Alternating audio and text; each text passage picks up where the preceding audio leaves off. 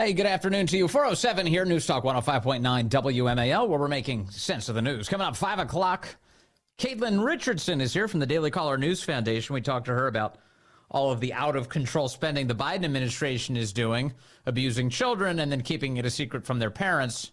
You know, par for the course. You can join us today, 888-630-9625, 888-630-WMAL. Remember when President Trump wanted to buy Greenland? Well, he's got another idea, perhaps a lot more strategically important. He's contemplating retaking the Panama Canal. And here he is this weekend at a Turning Point USA event, America Fest, doing a little riffing on taking back the Panama Canal. Here he is, President Trump. The Panama Canal is considered a vital national asset for the United States of America due to its critical role, American economy, the whole world economy, and also national security. The Panama Canal. Has anyone ever heard of the Panama Canal? Because we're being ripped off at the Panama Canal like we're being ripped off everywhere else. A secure, he just said take it back. That's a good idea. Where do you come from, sir? He doesn't come from Panama. Yeah, there's President Trump. Previously, President Trump talked to Tucker Carlson about Jimmy Carter's decision to give it up. And you take a look at the Panama Canal. It was such an incredible engineering marvel. We sold it under Jimmy Carter. We sold it to Panama for $1. The following day, they quadrupled the amount of money that ships had to pay to get across. They didn't lose one ship. And now they've made it much bigger, and now they've widened it. They've doubled it, right? They've more than doubled it. And it's one of the most profitable things. Any time it's just incredible, right? We gave it away for $1. China now controls it. They actually control the Panama Canal. They run it, they control it. And we shouldn't let that happen. And we can't let China be in Cuba. And they'll get out. If I'm president, they'll get out. Because I had a very good relationship with President Xi, but he respected this country, he respected me, and he'll get out. And we can't let them run the Panama Canal. We built the Panama Canal. Should have never been given to Panama. We should have had it, but we gave it for $1. Think of it. They quadrupled. In one day, they lifted the fees, which are, you know, pretty big, for these massive ships to go through, right? Rather than going around the Cape and through all the tremendous storms, such beauty, such, you know, it's beautiful stuff. But you didn't want to get caught in those storms. Those were storms that wiped out the biggest ships. And we go through the Panama Canal, we built it, and we gave it away for $1. Think of that. How stupid are we? We have done the stupidest things in this country. How stupid are we? Joining us now to discuss this, John Konrad is the CEO of G Captain. He's a former drill ship captain and the author of Fire on the Horizon. John, good to have you back with us, sir. Merry Christmas. Merry Christmas, and thank you for having me. Okay, what do you make of this concept by the incoming president of the United States? I think it's an excellent idea. I think we gave it away for a song, and Panama has not been very supportive of American progress, American maritime ideals, and there's been a lot of shenanigans going on down there since. Panama Canal accounts for 6% of world shipping trade, but it's 70% of its traffic is trade to the United States. So it weighs heavily on our economy and our maritime dominance, and is a very strategic waterway for the U.S. Navy, which they're allowing China to buy land all up and down the canal. So there are serious national security concerns. Yeah, China has been very active in the port and shipping space, hasn't it? Absolutely. It purchased large percentages of two major ports in Panama, but also China has been supporting pushing Chinese nationals up through the Darien Gap and helping to fund the busing of migrants over the Panama Canal to the United States. We talk about how difficult our southern border is to defend. Yes. Well, Teddy Roosevelt had a solution for that, and it's build a canal. You can't swim across the canal, but Panama has been partnering with NGOs to bus migrants over the Panama Canal. Yeah, it's wild, and China's we've discovered through this fentanyl crisis, especially, they control the whole supply chain leading into the United States. All of this poison that's being dumped into our country, and a lot of that has to do with shipping, and a lot of that has to do with the cartels and their cooperation with China. So it's just bad up and down.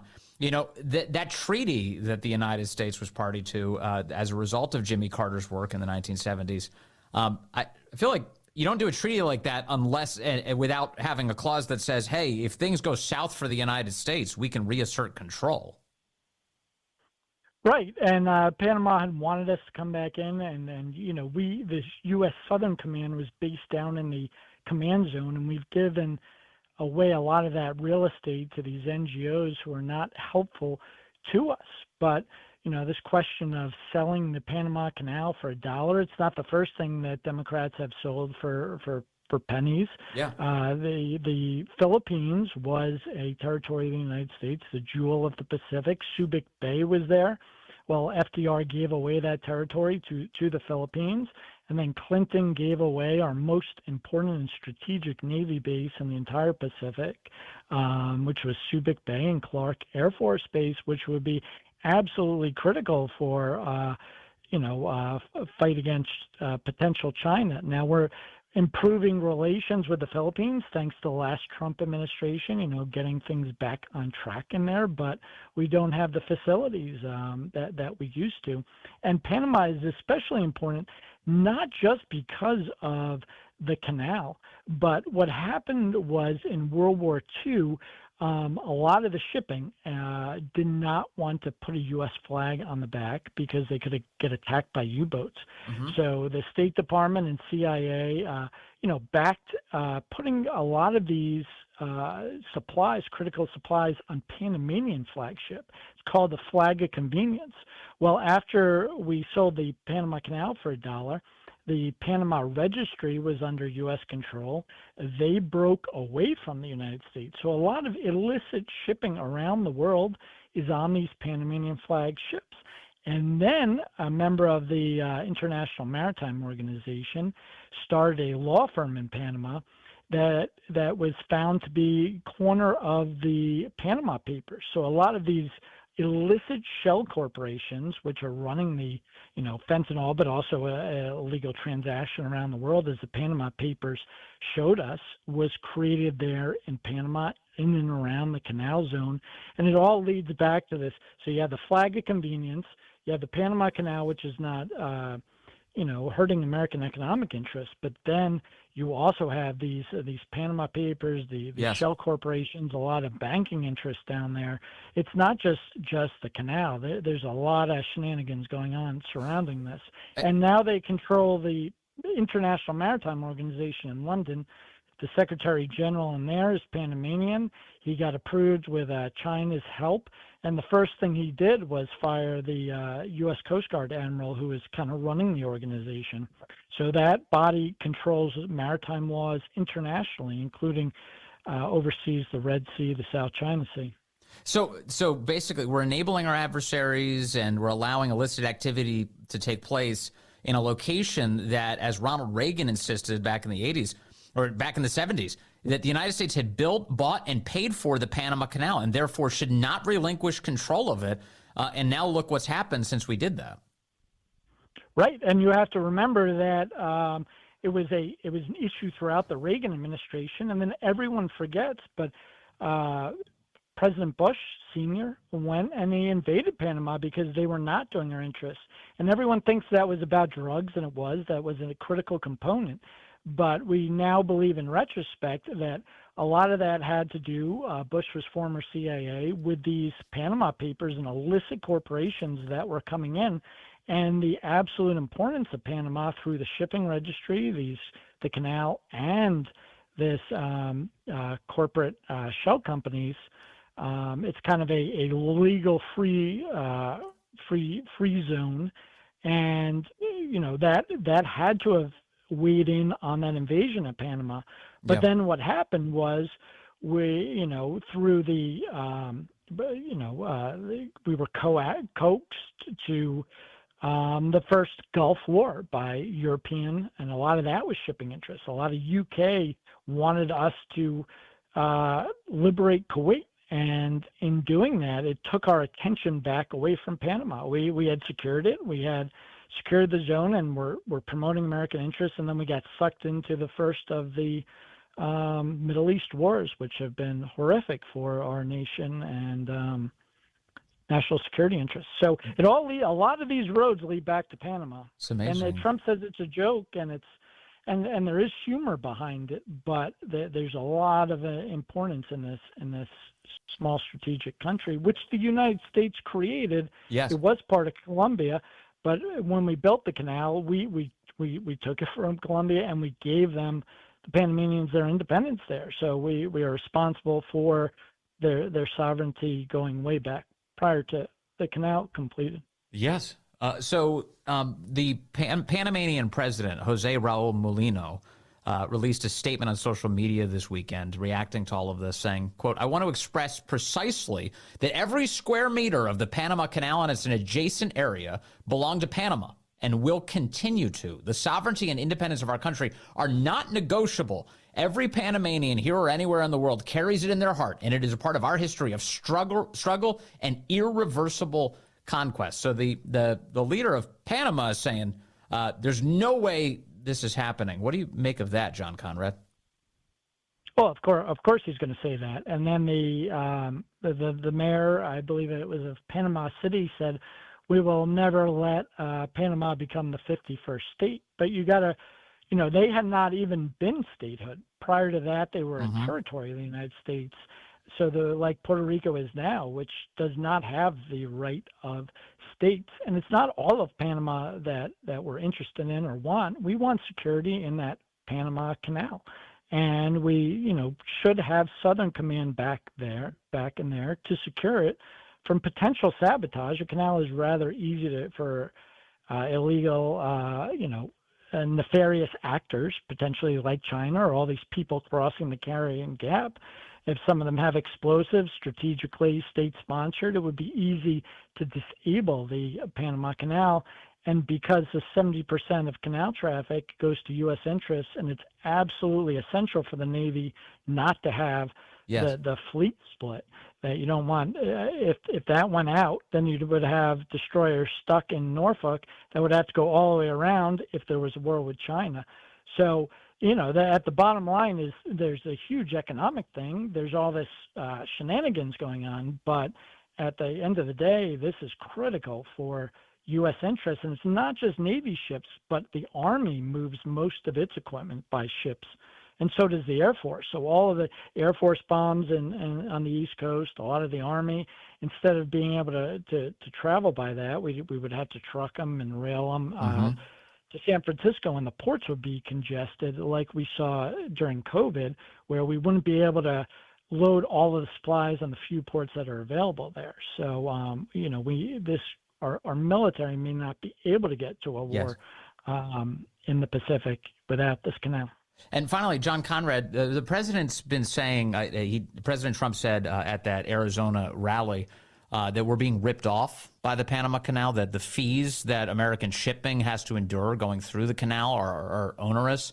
What do you make of that point? Yes, they are onerous, and they've been suffering droughts recently and having these absolutely ridiculous auctions where one slot will go for millions of dollars. And the reason for that is they built an expanded Panama Canal a few years ago so they could get larger ships through and they could charge higher fees. Well, in engineering that new locks, they didn't ask for American expertise. They did it their own, and when they built it, there were all cracks in the cement, which is leaking water back into the Pacific. So they want to blame this on global warming, this drought, the lower levels. But there were also engineering faults, which has led to this low water and allowed them to have these auctions and recoup millions of dollars for individual transits. Now that drought is relieving. There's been rainfall there. Wow. But they want to invest more in a new lakes to over, and that's going to raise fees again. So it's not only that fees are high now, but they could go astronomical as they, have these climate fixes for what they call as climate change. Wow. All right. Well, it sounds like Panama needs a better landlord. President Trump perhaps wants to become that guy.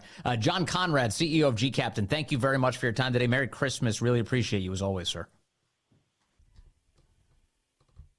Hey, good afternoon to you. It's 4:36 here, News Talk 105.9 WMAL, where we're making sense of the news. Coming up 5 o'clock, we'll chat with Caitlin Richardson. She's from the Daily Caller News Foundation with important reporting on all the ways the Biden administration is wasting your money, including just this awful child abuse connected with the LGBTQ plus agenda.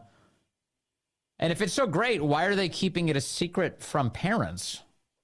It's because it's not great.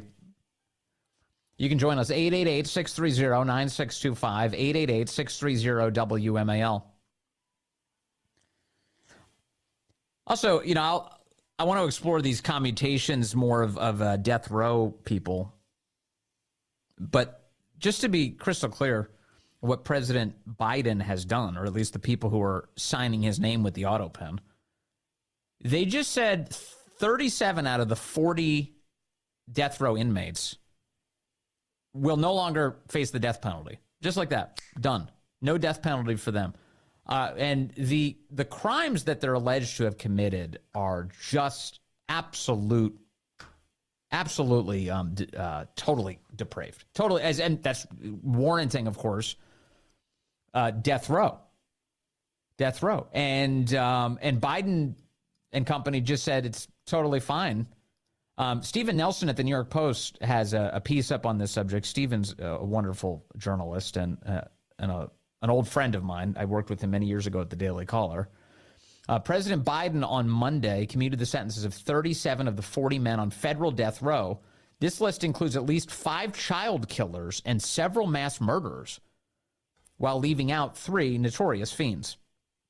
It was a stunning act of clemency. Just 2 days before Christmas, Biden, 82 years old, gave the reprieve to some of the nation's most violent murderers. 9 of them found too dangerous to live after butchering fellow inmates.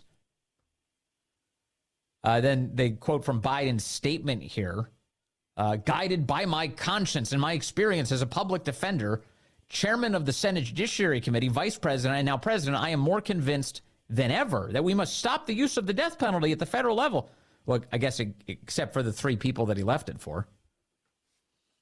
In good conscience, I cannot stand back and let a new administration resume executions that I halted. Biden, who opposes the death penalty, lowered each of the 37 sentences to life in prison without parole. He did not say why he specifically considered the original penalties unjust. The 3 men he accepted from this, who will continue to face the death penalty, are Robert Bowers, who killed 11 at a Pittsburgh synagogue in 2018. That's the Tree of Life synagogue. Dylan Roof, who killed 9 black Charleston churchgoers in 2015. And Boston bomber Dzhokhar Tsarnaev, who, of course, killed 3 people in 2013 in the bombing. Among those getting some holiday cheer is Thomas Sanders, who in 2010 kidnapped and then shot 12-year-old Lexus Roberts 4 times and then cut her throat in Louisiana. Days after the girl watched as Sanders had murdered her mother on a road trip near the Grand Canyon. This is the guy who Joe Biden's doing a favor for. Also true for Anthony Battle, who murdered an Atlanta prison guard with a hammer in 1994 while serving a life sentence for raping and murdering his wife, a United States Marine, back in 1987 at Camp Lejeune, North Carolina. Another clemency recipient is Jorge Avila Torres, who sexually assaulted and stabbed to death 2 girls, Laura Hobbs, 8 years old, and Crystal Tobias, 9, who had been riding their bicycles in their neighborhood in a suburb north of Chicago in 2005. Another 4 years later, the same person, Jorge Torres, strangled Naval Officer Amanda Snell, 20 years old, inside of her barracks in Arlington, Virginia. There's another one, another man. Iori Mikkel was convicted of murdering 5 Russian and Georgian immigrants after kidnapping them for ransom, which in some cases was paid before he killed them anyway. Another, Kaboni Savage, convicted of committing or ordering the deaths of 12 people, including 4 children, as a Philadelphia drug dealer, while James Rohn Jr. participated in the murder of 11 people as a drug dealer in Richmond, Virginia. These are drug dealers, murderers, now taken off of death row by Joe Biden. So these are just the beginnings. I was looking at this list, and it's awful. It's just like one after the other of these 37 committing absolutely heinous crimes, deserving of death sentences, and Biden is coming into for the rescue, or again, whoever used the auto pen and signed his name to these clemencies. And one of the takeaways from this is, have you noticed that I didn't read the names of any January 6th defendants? That's because January 6th defendants didn't kill anyone. None of the January 6th detainees killed anyone. And so, therefore, they're not even being considered for capital punishment, despite the left's probably desire to carry that out on them. So, having not killed anyone, January 6th detainees have been left waiting instead, not for Joe Biden to pardon them, because that's not going to happen, but instead for Donald Trump to arrive, pardons in hand, day one of his incoming presidency. So that's Joe Biden's America, an America where the consequences be damned, the justice system will fall apart at the stroke of Joe Biden's pen, that there are people who are above the law, who are above consequences. This is the same guy who's spent all this time telling us about the sanctity of the justice system, the independence of the justice system, how he wouldn't meddle in it, how his Republican opponents have no respect for that justice system whatsoever. Same guy. And he has no underlying standard whatsoever. So the 3 murderers he left on death row, he only left them there because their murders were well publicized and the media was aware of who they were. Beyond that, if you're ignorant of what all of these other monsters did, perfect. Then they don't have to face the death sentence anymore in Joe Biden's world. Isn't it remarkable? And the idea that he would come along and that this is like a pro-life position. Have you ever heard this? Oh, it's the pro-life position not to be for the death penalty. Pro-life. Okay, so let me understand your standard. It's pro-life to allow the most debased murderers in human history to not face the death penalty. That's the pro-life position. But it's pro-choice to kill innocent babies. That's your position? So Biden's position is 1 million abortions a year, good. 37 out of 40 murderers on death row, unacceptable. They should be taken off death row. He's all of a sudden very pro-life. It's a perfect inversion. It's a perfect inversion of justice, of dignity, of respecting human dignity. And it's exactly the position that the Biden White House is advancing today. All right. As always, 888-630-9625, 888-630-WMAL. Jack is in Fredericksburg, calling in on line 1. Jack, good afternoon. You're on the Vince Colonnese Show. Hey, how are you? Good, Jack. Now, I just wanted to bring up the guy that Torres was arrested in Arlington. Yeah. He actually attacked another woman in Arlington and kidnapped her and left her for dead. She survived, and that's how they actually caught him. So he was more than just the Navy officer and the little girls that he killed. He almost killed another woman as well. So her name's Amanda Snell. She's 20 years old. He attacked her inside of her barracks in Arlington, Virginia. Is that who you're referring to?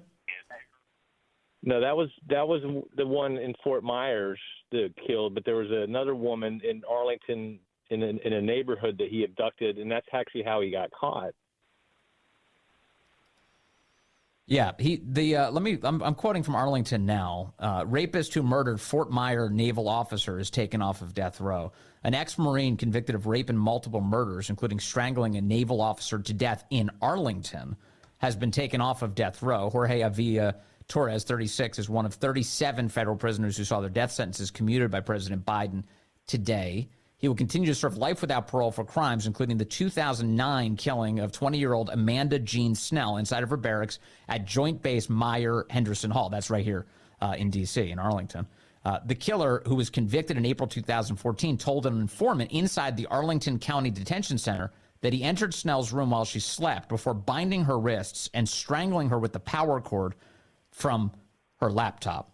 Maybe I missed it, but let me see here. He's currently in the custody of Virginia Department of Corrections, having been sentenced in December of 2010 to 5 consecutive life sentences, plus 168 years for the abduction of 2 Arlington women. There you go. And the abduction and rape of another. So they also have the abduction case in Arlington. But yes, he murdered a woman in Arlington as well. Correct. He's a bad apple that was going to be killing more people and hurting more people. Yes. It's just awful. And now given a reprieve by the Biden White House, Jack. Just amazing. Thank you. Okay, thank you. Thanks for the call. There he is, Jack in Fredericksburg. All right, so that's where we are today. And, no pardons for January 6 people. No pardon for Donald Trump. Do you notice that? Joe Biden, who came into office on a promise of unity for the country, has not actually done anything to try and heal it.